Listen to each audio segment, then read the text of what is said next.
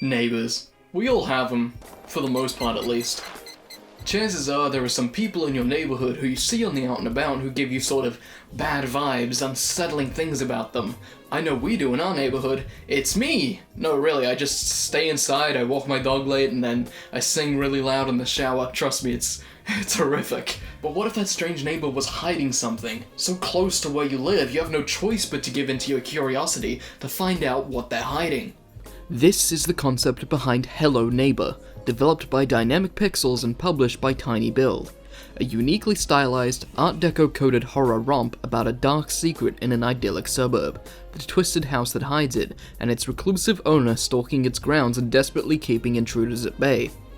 Originally seeking just $100,000 US, the game actually launched a Kickstarter that failed, and quite badly, all the way back in 2015, making just over 12% of its goal.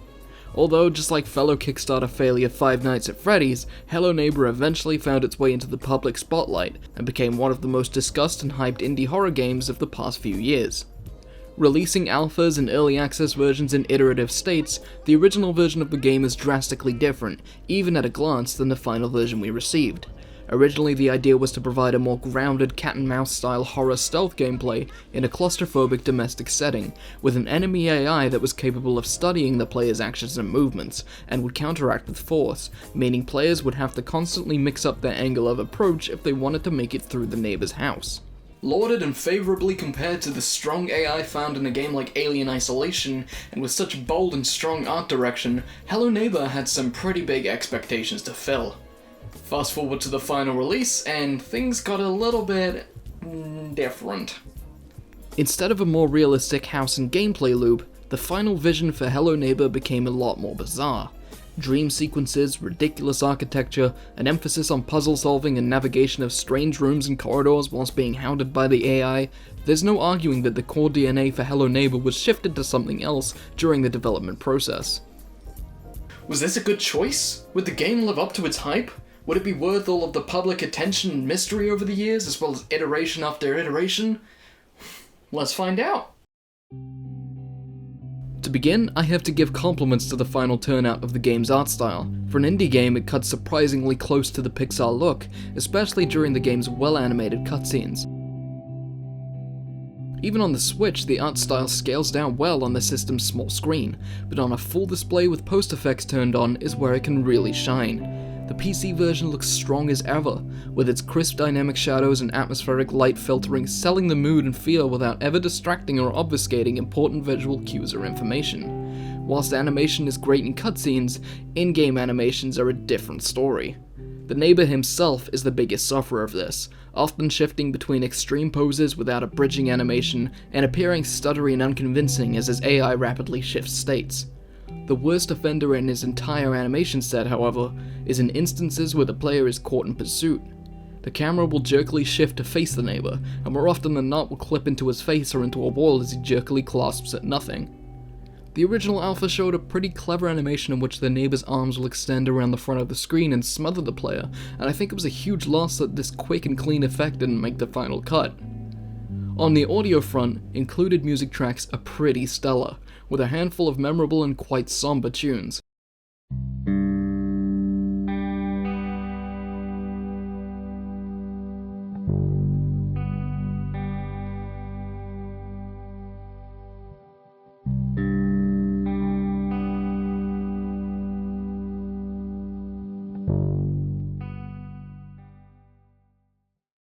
My only real complaint as far as music goes is that there's not more of it, only a song or two for each of the game's 3 acts on top of some incidental tracks.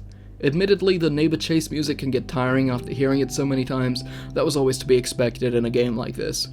The game uses a lack of explicit voice acting as a stylistic choice, opting for gasps and mumbles in place of dialogue, and coupled with the in-world touch of mixing up letters and words into gibberish, it creates an unsettling and vague atmosphere to the game's intrigue and benefit.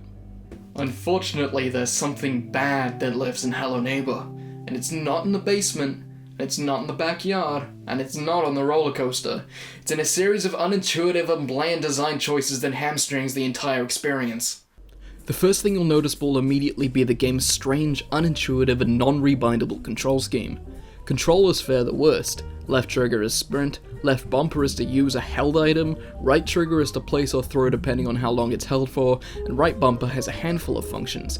Holding on an item will pick it up, pressing on a door or drawer will open it or close, holding on a keyhole will make the player look through it. There's a lot of functions mapped exclusively to shoulder buttons, and a splitting of item use and world use into two different functions always makes unlocking doors a confusing hassle, as not only do you have to have your cursor directly aligned with the target without any wiggle room, but you have to remember to press the left bumper to use the key on the lock instead of context just accepting you interacting with the lock on right bumper as an acceptable input while the key is equipped. It's really difficult to explain the awkwardness of input without being able to put the controller in your hand and letting you see for yourself. Thankfully, PC controls fare a little better, as they ride more in line with other PC games. However, they still can't be remapped from the client itself. Clunky control mapping and finicky interaction with on-screen objects is usually forgivable in a small indie game like this, but in a game with such high-tension stealth and pursuit sequences, it's a huge roadblock that leads to incredible frustration. Similarly, the game's physics engine is equally as wobbly and disjointed. The player character often stutters in and out of collisions with scenery and objects, especially when jumping through windows, which is something actually pretty important to getting around the neighbor. On top of this, the game isn't shy about making you platform, whilst also robbing you of any control over your trajectory whilst in mid-air. Being off by a slight angle can mean the difference between getting to a secret area and dying a few floors below. A similar case can be made for ladders. Hard to get on, off, going up or down seems to be dictated at random for each input direction, and falling off usually means, you guessed it, death. Even something as simple as placing boxes is made an absolute nightmare by a combination of physics and controls. Placing an object never guarantees that it'll be set where your cursor is. Sometimes it can even be set at an inexplicable angle to the player. There are a couple of instances where the player needs to stack items to make progress, and whilst there's a sweet spot for direct stacking, there's a good chance you will just fling the box at the other and create a big mess all around you, alerting the neighbor in the process. Here's some footage of me stacking boxes in Half-Life 2. Half-Life 2 came out in 2004. Hello Neighbor came out officially in December of 2017. I should be able to easily put a box on a box. Such a broken and jerky physics engine kills the impact of the fear factor too. As well designed as he is, the neighbor is made almost laughable by how often he'll get stuck in a wall, or inexplicably reroute because he can't get to you from what should be an easy area. In all of the game's pre-release material, one of the most touted features of the game was a self-learning AI that would study the way the player approaches the situation to try to counteract, so that the player would always have to mix up their approach and keep things fresh. In the final release of the game, this couldn't be further from the truth. The neighbor acts like a zombie, randomly ambling around his house, opening and closing doors without cause, and will beeline to your position whenever you make noise. Instances of him jumping out of windows and climbing ladders indicate he was designed with verticality in mind, but there's a laughable amount of the neighbor's own house he either can't or is reluctant to chase you through. He's almost always just patrolling the perimeter of the ground floor, and is more or less a nuisance at the gate that goes away as soon as you start climbing to the upper areas of each act. In earlier alphas, he at least had behavior patterns to contend with. Clear lines of sight were out of commission whilst the neighbor was simply going about his household routine, watching TV, going to bed, etc. While he does do these things in the final version, they are often sporadic and for a random period of time, without a linking pattern between activities. It's usually more productive to just hurl yourself through the house to a safe point as many times as it takes, than try to use any tactics or planning to get around him. Once you've gotten past the neighbor though, the game's truest horror awaits, and that is its obtuse, infuriating, nonsensical puzzles that rely on finding tiny switches, strange machines, and a lack of visual and explicit communication to the player about the purpose and use of anything. It stinks of bad point-and-click games, but with the negative synergy of clumsy controls and the fear of death and reset to contend with. Even with a walkthrough, a lot of the puzzles had me saying, come on, really? How was I supposed to know that? Whenever I solved the puzzle on my own, I never really had a eureka moment either, usually just solving something through trial and error. There's never really any indication that what you're doing is right or that you're getting warmer to your goal. For example, in Act 2, I hit a majority of switches I was meant to hit for a puzzle, missed one in a hard to reach place I never would have thought the game would let me go to, and concluded that I must be doing the wrong thing, just a single switch away from solving the puzzle. Also, let me do you a favor real quick. In Act 2, the wrench is in the fridge. I don't know why it's in there, it's in there. Honestly, looking at how drastic the layout of the house and the puzzles inside have changed, as well as the scope of ridiculousness of the neighbor's house, I feel like the game design fell victim to hype culture here. By releasing alphas and early access builds to YouTubers and having them fine-combed over a long development period, it became a necessity for the team to dramatically shake things up so players buying into the final edition didn't already know how to beat a majority of the game. This leads to a series of levels and puzzles that, instead of being refined and reworked over the entire course of the game's development, simply play like that of another alpha, another sandbox to test mechanics. If I were to lead a game like this, I would have wanted the house to have a single, refined layout and progression curve in, out, around, and all the way back round and back through like you'd see in a Metroidvania or Resident Evil game. This approach to changing things up so much makes the neighbor's house feel impersonal, like an obstacle course or a maze as opposed to a home that's been lived in. A gone home approach to the environment would have actually worked incredibly well here. Instead of focusing on making navigating the house an obstacle in itself, craft it as a lived-in space that helps along the visual storytelling that the game does so well in other areas.